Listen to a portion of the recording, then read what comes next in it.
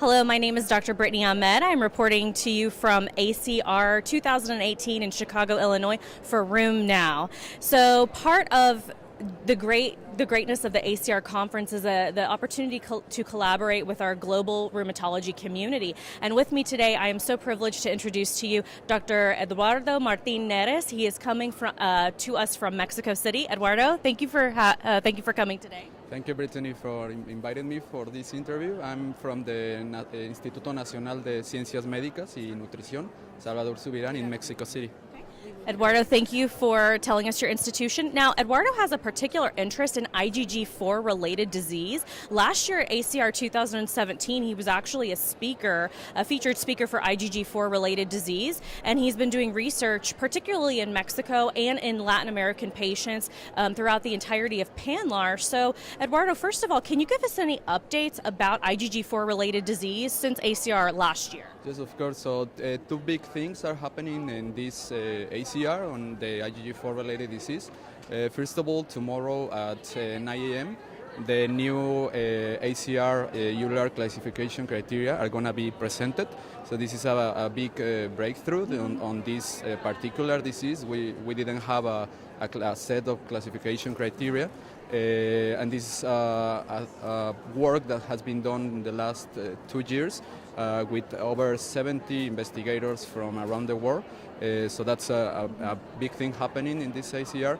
And the other one is that this morning, actually, we had the first meeting of the PANLAR IgG4 related disease study group. We will start to study our population or ethnic group, and we are a team of Mexico, Brazil, Colombia, Argentina, and Chile.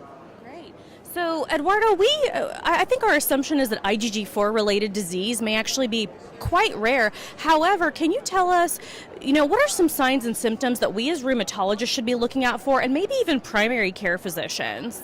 Well, like the most commonly differential diagnosis that can get to the rheumatologist maybe will be like dacryoadenitis and sialadenitis. Okay. And we as a rheumatologist, we will think that it might be Sjogren's syndrome, but we must think of IgG4 related disease, especially if the predominant glands involved it's the lacrimal gland and the submandibular gland.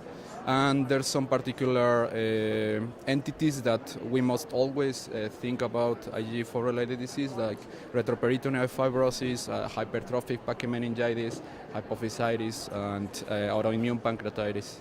Okay. Thank you very much for that. Now, another interesting fact about Eduardo is that he was actually a recipient of an ACR and PANLAR exchange scholarship last year, and he actually rotated in Dallas, Texas for a month, and we actually have a fellow who's going to be going for 4 weeks at PANLAR next year. So, Eduardo, can you tell us a little bit about that experience and how you feel like it will help you in the future?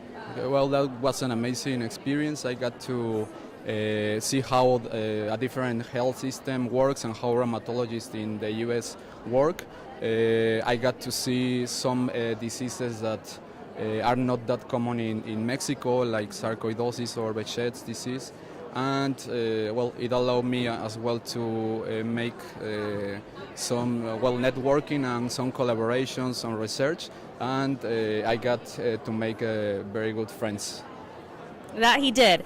Well, Eduardo, I want to thank you so much for being interviewed by Room Now. And for our Room Now viewers, you can catch us at #ACR18 at Room Now on Twitter and at roomnow.com. Thank you so much.